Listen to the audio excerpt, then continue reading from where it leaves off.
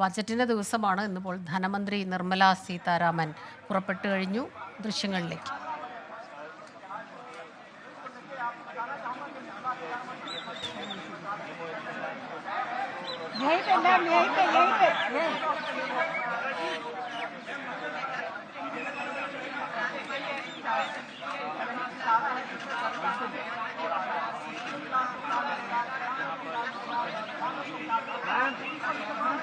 Ma'am, this side.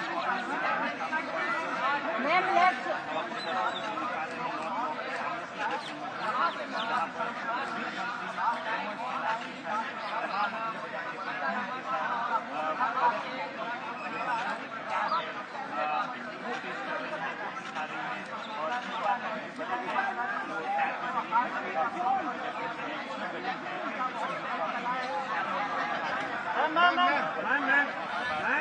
ധനമന്ത്രാലയത്തിന് മുന്നിൽ നിന്ന് നമ്മൾ ധനമന്ത്രിയുടെ ദൃശ്യങ്ങളാണ് കാണുന്നത്.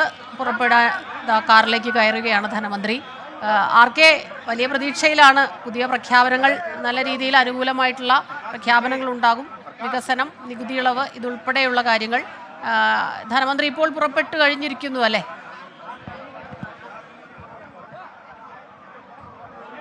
തീർച്ചയായിട്ടും ധനമന്ത്രാലയത്തിലേക്കല്ല, രാഷ്ട്രപതി ഭവനിലേക്കാണ് പോകുന്നത്. രാഷ്ട്രപതി ഭവനിൽ രാഷ്ട്രപതിയുമായിട്ട് കൂടിക്കാഴ്ച നടത്തും.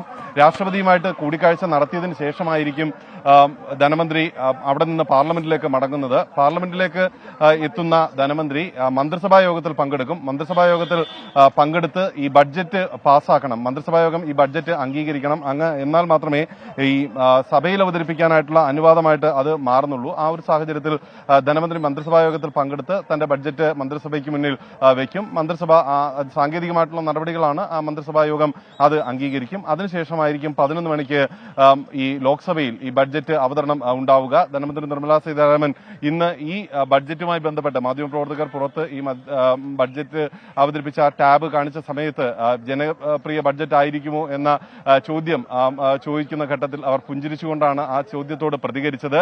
നിലവിലുള്ള രാഷ്ട്രീയ സാഹചര്യത്തിൽ നമുക്കറിയാം, ചുമപ്പ് കവർ ചെയ്തിരിക്കുന്ന ആ ടാബിനുള്ളിൽ രാഷ്ട്രീയമായിട്ട് ഏറെ പ്രാധാന്യമുള്ള നിർദ്ദേശങ്ങൾ കൂടി ഉണ്ടാകേണ്ട ഒരു ബഡ്ജറ്റാണ് അവർ അവതരിപ്പിക്കേണ്ടത്. പ്രത്യേകിച്ച് കഴിഞ്ഞ ലോക്സഭാ തെരഞ്ഞെടുപ്പിൽ തിരിച്ചടി നേരിട്ട സംസ്ഥാനങ്ങളിൽ, മഹാരാഷ്ട്ര, ഹരിയാന അടക്കമുള്ള സംസ്ഥാനങ്ങളിൽ നിയമസഭാ തെരഞ്ഞെടുപ്പ് കൂടി വരുന്ന പശ്ചാത്തലത്തിൽ ഈ സർക്കാരിനെ സംബന്ധിച്ച് ജനപ്രിയമായിട്ടുള്ള നിർദ്ദേശങ്ങൾ അവതരിപ്പിച്ച് ജനകീയമായിട്ടുള്ള നിലപാടുകൾ എടുത്താൽ മാത്രമേ ഒരുപക്ഷെ പ്രചരണ രംഗത്ത് നിലവിൽ പ്രതിപക്ഷ മുന്നണി ഉണ്ടാക്കിയിരിക്കുന്ന ആ ഒരു മേധാവിത്വം അതിനെ നേരിടാനായിട്ട് ആ സംസ്ഥാനങ്ങളിൽ സാധിക്കുകയുള്ളൂ. അതുകൂടി കണക്കിലെടുത്തുകൊണ്ടാകും ധനമന്ത്രി അവരുടെ നിർദ്ദേശങ്ങൾ മുന്നിലേക്ക് വെക്കുക. കഴിഞ്ഞ ഘട്ടങ്ങളിൽ, കഴിഞ്ഞ ഈ ഇടക്കാല ബഡ്ജറ്റ് ആണെന്നുണ്ടെങ്കിലും ആ ഘട്ടങ്ങളിലൊക്കെ ഈ ആദായ നികുതിയുമായി ബന്ധപ്പെട്ടിട്ടുള്ള വിഷയത്തിലാണ് ഇടത്തരം വിഭാഗക്കാർ ഏറെയധികം പ്രതീക്ഷ അർപ്പിച്ചിരുന്നത്. പക്ഷേ അങ്ങനെ പ്രതീക്ഷിച്ച ഒരു പ്രഖ്യാപനം കഴിഞ്ഞ തവണ ഉണ്ടായില്ല. എന്നാൽ ഇത്തവണ ഈ നികുതിയുമായി ബന്ധപ്പെട്ടിട്ടുള്ള വിഷയങ്ങളിൽ കൂടുതൽ ജനകീയമാകുന്ന പ്രഖ്യാപനങ്ങൾ ഉണ്ടാകും എന്ന പ്രതീക്ഷയിലാണ് ഇപ്പോൾ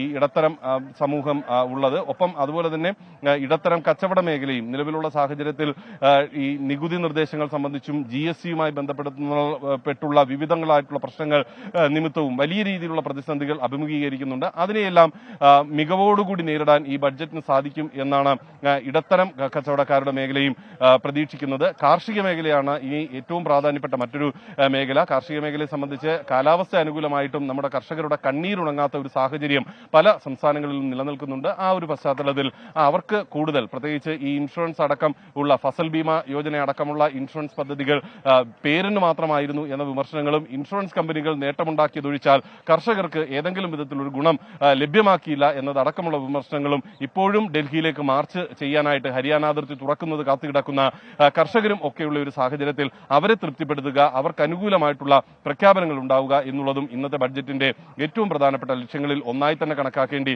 ഇരിക്കുന്നു. അതുകൊണ്ട് തന്നെ ധനമന്ത്രി 11 മണിക്ക് അവതരിപ്പിക്കുന്ന ബഡ്ജറ്റിൽ ഒരുപക്ഷെ നരേന്ദ്രമോദി സർക്കാരിന്റെ മുഖം മിനുക്കുന്ന, ജനകീയമായി നരേന്ദ്രമോദി സർക്കാരിനെ അവതരിപ്പിക്കുന്ന പ്രഖ്യാപനങ്ങളായിരിക്കും ആ ബഡ്ജറ്റിൽ ഉണ്ടാകാനായിട്ടുള്ള സാധ്യത. എന്നാൽ സാമ്പത്തിക നടപടികൾ രാജ്യത്തെ വലിയ ഒരു സാമ്പത്തിക ശക്തിയാക്കി മാറ്റും എന്ന പ്രഖ്യാപനം ഇന്നലെ കൂടി പ്രധാനമന്ത്രി ആവർത്തിച്ച ഒരു സാഹചര്യത്തിൽ അതുമായി ബന്ധപ്പെട്ടിട്ടുള്ള സ്വകാര്യവൽക്കരണ നടപടികൾ അടക്കമുള്ളവയും നമുക്ക് ആ പ്രഖ്യാപനങ്ങളുടെ ഭാഗമായി ഉണ്ടാകും എന്ന് കരുതുന്നു. സ്മിത.